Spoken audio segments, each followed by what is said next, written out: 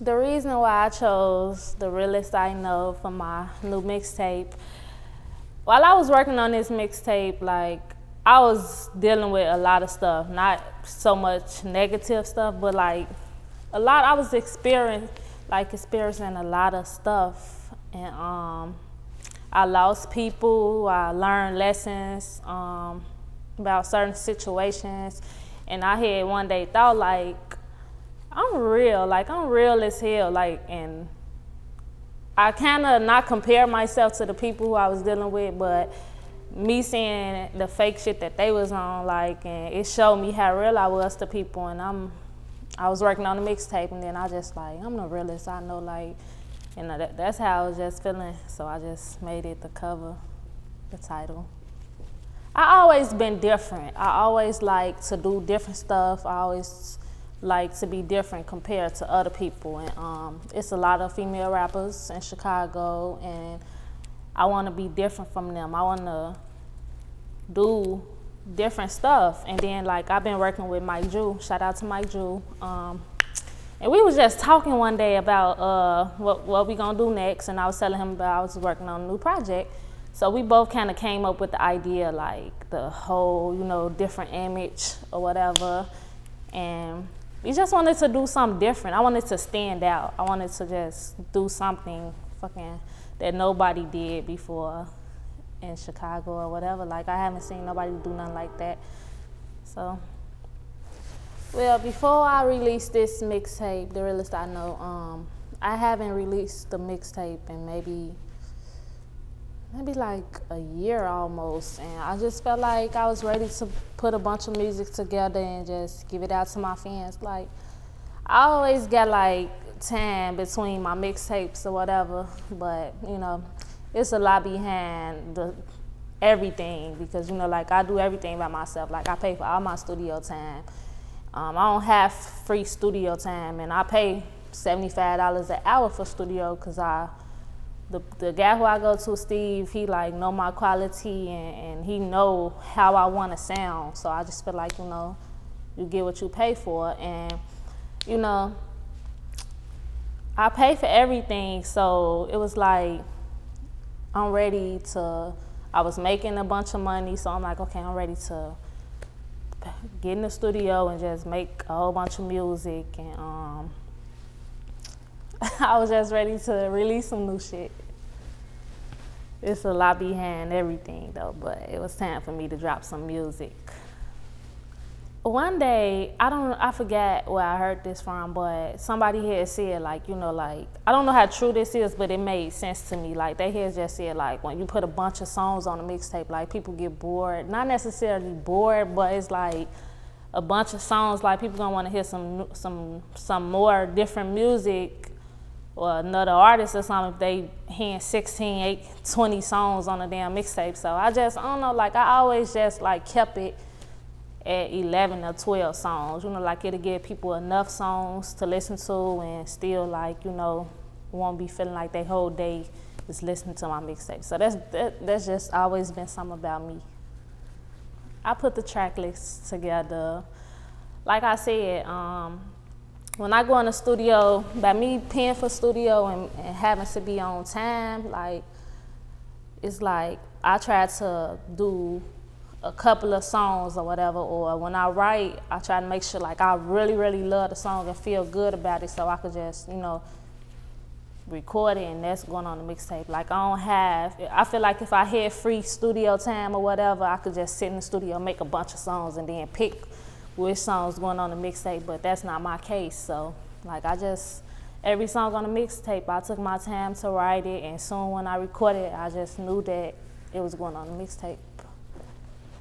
Man, like, when I was putting the songs in order to get my artwork made and just, you know, like, set the mixtape, I felt like I wanted to, like, the first song, really, Respect, I felt like that was the hardest song. Like, that was the song to show people what's about to go on my mixtape. It was just the song to let people know this is Sasha Go Hard, you know, like, and then it was just like the next song was feeding off the song before it. So that's like kind of how I picked the song as far as the order or whatever. I first want to start with my song Respect. It's #1 on the track list. Respect was like the last song I recorded before I finished the mixtape. Respect mean a lot to me because when I got the beat, I started writing to it. I was like kind of going through a situation. I was real sad. Then when I heard the beat and started writing to it, it made me feel some type of way. Like, I don't know, like it just uplifted my spirit, and I never forget that. I know it's kind of like it don't have nothing to do with music, but that's what I really like. Respect. One of my favorite songs on the mixtape is my song Dear YANIAHI. It was dedicated to my daughter. The whole song, it's kind of short. It's like a letter, maybe. And it's my favorite song because everything I said in the song, like I meant it, and it just showed to me how much my daughter means to me and the life that I want to have with her. And a lot of people can relate to it, and I'm glad that they can, because a lot of people think like when somebody make a song dear somebody, it's just about them, but that wasn't the case with that. I got a song on my mixtape called Stupid in Love. Now this one of my favorite songs too, because I switched it up. Like I kind of flipped the script. Like when you hear a girl saying stupid in love, you gonna think like, oh, was messing with a nigga who doing her wrong, but I actually flipped it, and the song was about me being with someone. It wasn't a true story, but it wasn't a true story for me, but I know some people who do this. Like, it was a girl in a relationship with a guy, and he was a good guy, like a good guy, and she was just doing him bogus, like messing with other niggas, ignoring him, treating him, but she wanted to be with him, like she didn't want to be without him, but she was just like taking advantage of him and wasn't doing right by him. And I felt like, I looked at myself like, that's talented, like for a female to put herself in the guy's shoes and flip the script, like it ain't easy to do that.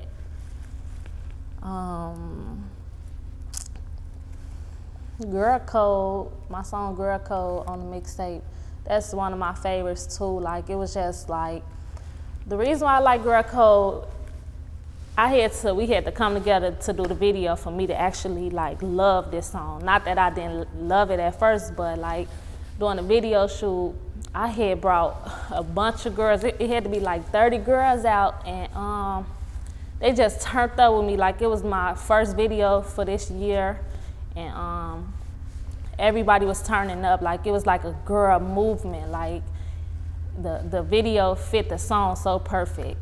So that's one of my favorite songs on the mixtape.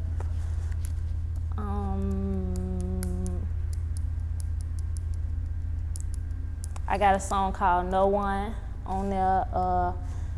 I rock with No One because when I first heard the beat, I knew what I was about to do on it.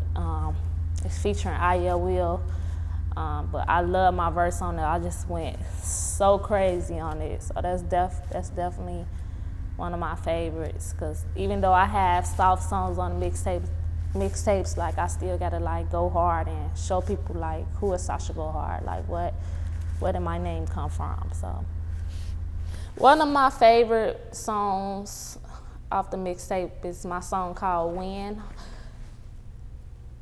A lot of these songs became my favorite when I first started writing them, like because it's like,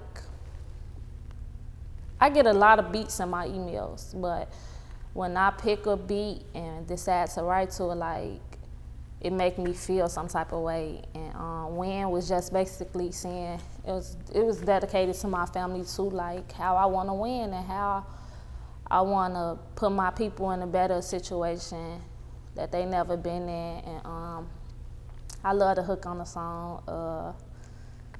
Yeah, that's one of my favorites. Another one of my favorites is Call the Cops. Like, when I was working on this song, it gave me a different kind of feel, like a reggae type feel, but it was still like on some, I was spitting on it, like, and that's one of my favorites because the reggae-ish, like I love reggae, and that's the type of feel I got from it, and it was a different song than I usually would make, and video gonna be coming out soon, so tune in. A lot of my fans don't know about this project that I really work hard. Like, I really work hard and I really dedicate time into my songs and this project. Like, I'm an independent artist. Like, a lot of people know that I done did this, I did that. You know, I've been overseas touring, did a bunch of shows, you know, like I hung out with Diplo, Skrillex. I did a lot of stuff, but at the end of the day right now, I'm independent. I pay for all my stuff and I just make all my decisions. This not something that I want to do, but unfortunately right now this is what I'm doing. And it take a lot of money to put together projects like this, because like I said, like no flex, I do pay $75 an hour to get these great songs for my fans. And if you guys don't know, like, I hope you guys know that I do this for y'all, and I hope you guys like what I do and like the mixtape.